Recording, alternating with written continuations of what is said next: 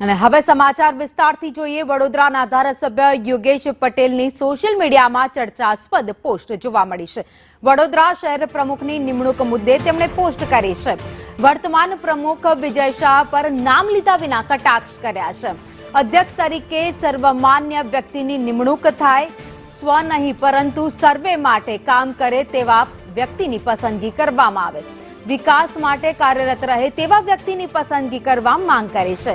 નવા કાર્યાલયની ગેલછા રાજકીય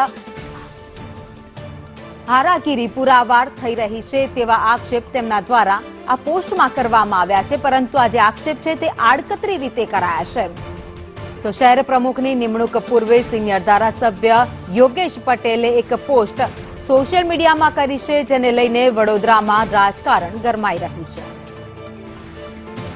વધુ અપડેટ સાથે સંવાદદાતા હિરેન મોદી મારી સાથે જોડાઈ ગયા છે। હિરેન, યોગેશ પટેલે પોસ્ટ કરી જેના કારણે રાજકારણ ગરમાયું છે।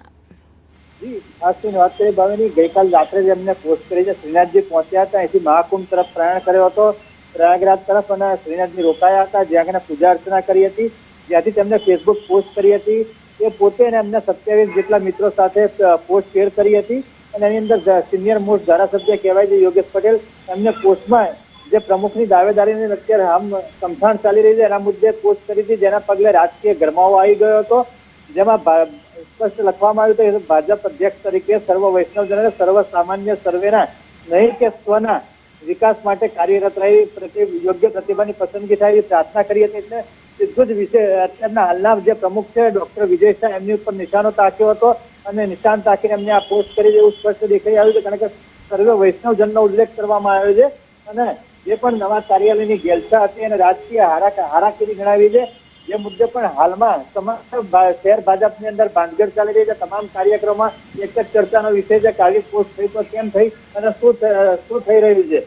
જી ભાવિની, આભાર માહિતી માટે। તો વડોદરા શહેર પ્રમુખની વરણી લઈને ચર્ચાઓ છેલ્લા ઘણા સમયથી ચાલી રહી છે, પરંતુ નામ કોનું આવશે તેને લઈને હજી પાર્ટી મંથન કરી રહી છે। પરંતુ એ પહેલા જ વડોદરામાં ધારાસભ્ય જેમણે એક પોસ્ટ કરી છે અને પોસ્ટ અત્યારે વડોદરામાં ચર્ચાનો વિષય બની ગયું છે।